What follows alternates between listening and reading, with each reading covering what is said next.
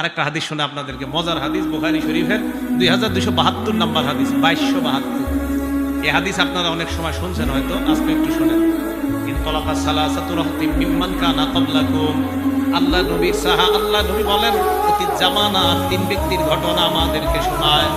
নবীজি বলেন, অতীত জামানায় তিন ব্যক্তি রাতের বেলা বের হওয়ার পর হাঁটতে হাঁটতে রাত গভীর হয়ে গেছে।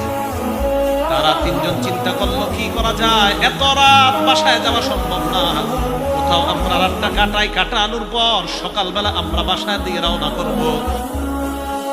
যে নিয়ত ফাআউল মাবিতা ইলা গারিন ফাদাখালুহু, একটা গুহার মধ্যে তারা ঢুকছে রাত কাটানোর জন্য।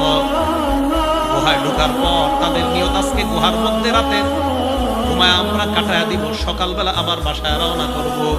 গুহায় ঢুকছে, ফানহাদারাত সাখরাতুম মিনাল জাবাল, পাহাড় থেকে একটা পাথর আসছে, আসার পর ওই গুহার মুখে আইসা পড়ছে।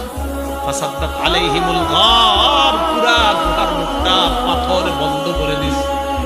পুরা গুহার মুখে পাথর, বেশি সময় স্থায়ী হয়ে গেলে মারা যাবে, অক্সিজেন যাবে না, খানা টানা তো কিছুই নেই, কেউ জানবে না, মারা যাবে। এই তিনজনে চিন্তা করতেছে ইন্না লিল্লাহি, এখন কি হবে। তিনজন পরামর্শে বসছে। এটা মন দিয়ে শুনেন, আপনাদের সারা জীবনের জন্য, নিজেরা হয়তো শুনছে কিন্তু আজকে এটা আমলের, প্রত্যেক দিনই আমলটা করতে পারেন। তারা তিনজন যে কথাটা বলছে, এটা আমার আর আপনারও কথা হবে আজকে থেকে। তিনজনে বলতেছে, লা ইউজিকুম মিন হাদিহিস সাখরা ইল্লা আন তাদউল্লাহা বিসালিহি আমালিকুম।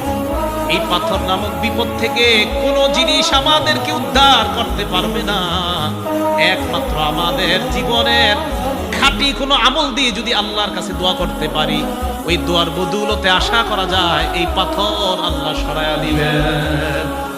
তাহলে আপনারা জীবনে ভালো কিছু কাজ করছেন, আছে নিশ্চিত। তো মাঝে মাঝে আল্লাহর বলবেন, আল্লাহ ওই দিন ওই কাজটা আমি তোমারে খুশি করার জন্য যদি করে থাকি, তো মাবুদ আমার এই আশাটা তুমি পুরা করো, এইভাবে বলা। তো তিনজন পরামর্শ করার পর ভাই ঠিক আছে, আগে কে দোয়া করবে? তো একজন আগে দোয়া করবে। উনি বলতে লাগলেন আল্লাহকে, আল্লাহুম্মা কানালি আবাওয়ানি শাইখানি কাবীরান। আল্লাহ, আমার দুইজন মা বাবা ছিল। মা বাবা দুইজন আছে কার কার? হাত তুলেন তো। দুইজনই আছে কার কার? একজন আছে কার? মা অথবা বাবা? হ্যাঁ, একজন। আচ্ছা, আমরা তো একটু কপাল খারাপ যারা আমাদের একজন, আর যাদের দুজন আছে আপনাদের কপাল অনেক ভালো, এখন ভাগ্য অনেক ভালো।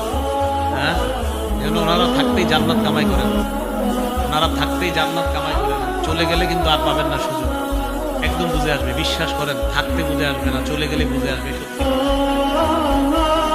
রাসূল আকরাম সাল্লাল্লাহু আলাইহি সাল্লাম বলেন, ওই ব্যক্তি বলতে লাগলেন, আল্লাহুম্মা কানালি আবাওয়ানি শাইখানি কাবীরান। মাবুদ, আমার মা বাবা বৃদ্ধ বৃদ্ধা, তিন ভাই ঢাকার শহরে থাকে।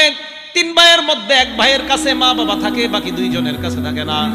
ওই দুইজনের বিবি আর ওই দুইজন চিন্তা করে বাঁচাইছে আল্লাহ, আব্বা আম্মাটারে ওইটার সাথে দিয়ে দিছে, আমগো দুইজনকে আল্লাহ বাঁচাইছে। না না, আপনাদের দুইজনকে আল্লাহ ঠকাইছে। আপনাদের এই মানসিকতা যে আমগো দুইজনের সাথে আব্বা আম্মা নাই, ওটার সাথে আছে কাম্বার কিছুর বাসা ভাড়া নিয়ে থাকে, ওইটা আমরা দুইজন লালবাগ আছি, আল্লাহ বাঁচাইছে রে। আব্বা আম্মা ওখানে আছে, ওষুধপাতি যা আছে ওর কাঁধে দিছে, ওর কাঁধে দেন নাই, ওরে আপনারা জান্নাতে যাওয়া সহজ করে দিয়েছেন। আপনারা জিতে যান নাই, হেরে গেছেন, সত্যি কথা। তো বলতেছে আল্লাহ, আমার আব্বা আম্মা দুইজন আছে। কুনতু লা আগবিকু ক্বাবলাহুমা আহলান আও মালা। আল্লাহ, আমি প্রতিদিন দুধ দহন করতাম, করার পর আব্বা আম্মার আগে আমি আমার পরিবারের কাউকে দুধ দিতাম না, দাস দাসী কেউ দিতাম না। বাসায় আনার পর আগে আব্বা আম্মারে খাওয়াইতাম, এরপর অন্যদেরকে দিতাম। এই কথা বলার পর আল্লাহকে বলতে লাগলেন, ফানা আবি ফি তালাবি শাইইন ইয়াওমা। একদিন আমি একটা প্রয়োজনে অনেক দূরে চলে যাই, যাওয়ার পর ফালাম উরিহ আলাইহিমা হাত্তা নামা। আসতে আসতে দেরি হয়ে যায়, রাতের বেলা এসে দেখি আব্বা আম্মা ঘুমায় গেছে। আমি দুধ দহন করলাম, হালাবতুলাহুমা গবুকহুমা, মা বাবার জন্য দুধ দহন করার পর তাদের কাছে আসলাম, ওয়াজাদতুহুমা নাইমাইন। আসার পর দেখলাম তারা ঘুমায়। কারিহতু আন আগবিকু ক্বাবলাহুমা আহলান আও মালা। আমি আমার আব্বা আম্মার পূর্বে পরিবারের কাউকে দুধ দেওয়াটা অপছন্দ করলাম। আমি চিন্তা করলাম কি করা যায়। ফালাবিস্তু ওয়াল কদাহ আলা ইয়াদাইয়া আনতাজিরু ইস্তিকাযিহিমা। আমি সারা রাত মা বাবার সামনে দাঁড়ায় রইলাম, জাগ্রত হওয়ার অপেক্ষায় দুধের পেয়ালা আমার হাতের মধ্যে রাখলাম, দুই হাতের মধ্যে পেয়ালা নিয়ে আমি দাঁড়িয়ে রইলাম।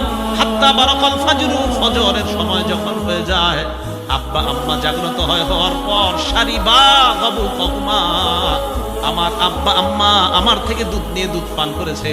মাবুদ, সারা রাত মা বাবার জন্য দাঁড়ায় ছিলাম। ইন কুনতু ফাআলতু যালিকা ইবতিগা ওয়াজহিক, আমি যদি এই কর্মটা তোমাকে খুশি করার জন্য করে থাকি আল্লাহ, ফাফাররিজ আন্না মিন হাদিহিস সাখরাতি মা নাহনু ফি, আমাদের এই গুহার মুখ থেকে তুমি পাথর সরায় দাও। আল্লাহ নবী বলেন, এই দোয়া করার সাথে সাথে তিনজন গুহার মুখের দিকে তাকায়, তাকায় দেখে আস্তে আস্তে গুহার মুখ থেকে পাথরটা সরে যায়।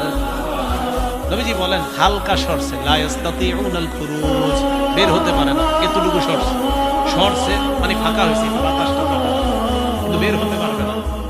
এবার দ্বিতীয় জন দোয়া করতে লাগলেন, উনি বলতে লাগলেন, আল্লাহুম্মা কানাতনি বিনতু আম, আল্লাহ আমার একটা চাচাতো বোন ছিল, কানাত আহাব্বান নাসি ইলাইয়া, এই বোনটা অনেক সুন্দরী ছিল, আমার কাছে খুব প্রিয় ছিল, তো ফারাদতুহা আন নাফসিহা, আমি তার সাথে অপকর্ম করতে চাইলাম। নাউজুবিল্লাহ বলেন, আবার বলেন নাউজুবিল্লাহ।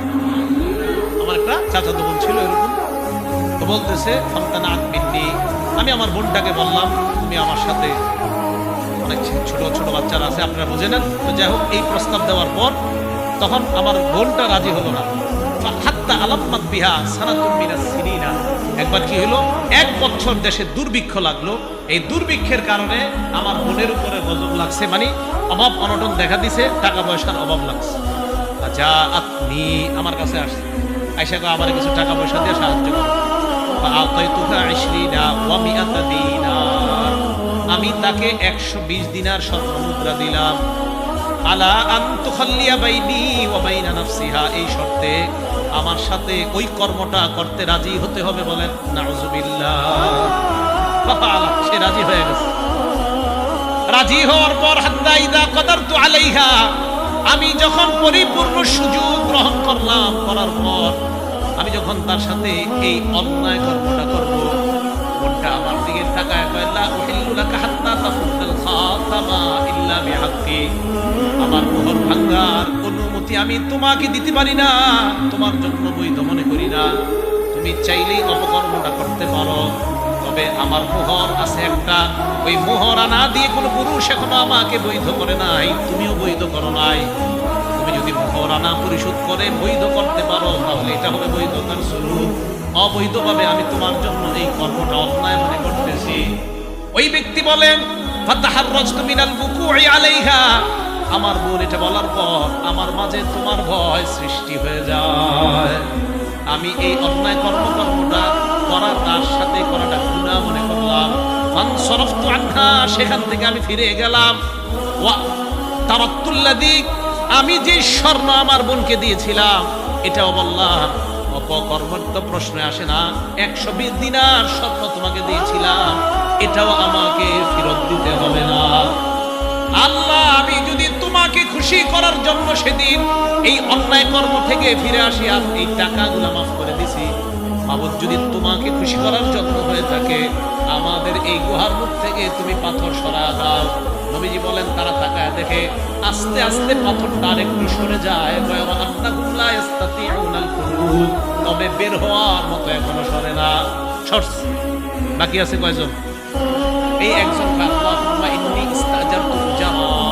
আল্লাহ, আমি শ্রমিক নিয়োগ দিয়েছিলাম কাজে, শ্রমিকদেরকে তাদের পারিশ্রমিক দিয়ে দিয়েছি, একজন ছাড়া।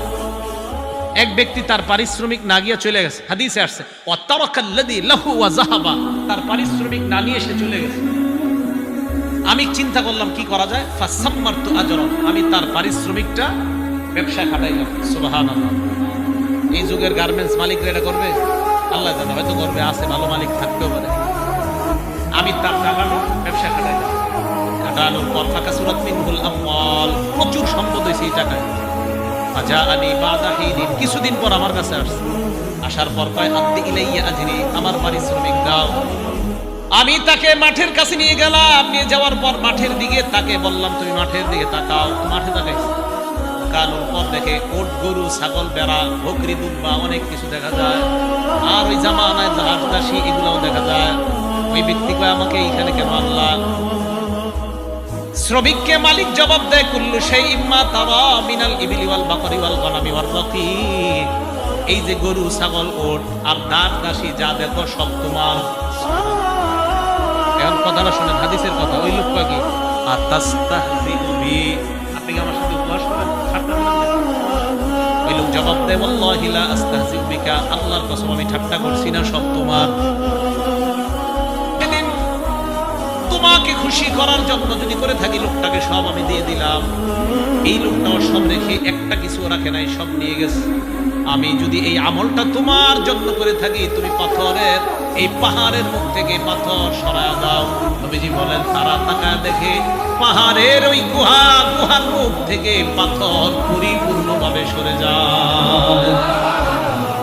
ফারজুয়ামশুনা, বের হয়ে তারা হাঁটতে লাগলো। এই হাদিস থেকে বোঝা যায় আমল যদি আল্লাহর জন্য করা হয়, আর ওইটা দিয়েও যদি আল্লাহরে অভিমান, মাঝে মাঝে আপনি চিন্তা করেন যে ওইটারে যদি ইয়া করে দোয়া করা যায়, আল্লাহ আমি না ওইটা করছি আপনারে খুশি করার জন্য, মাবুদ গো আপনি কবুল করে নেন।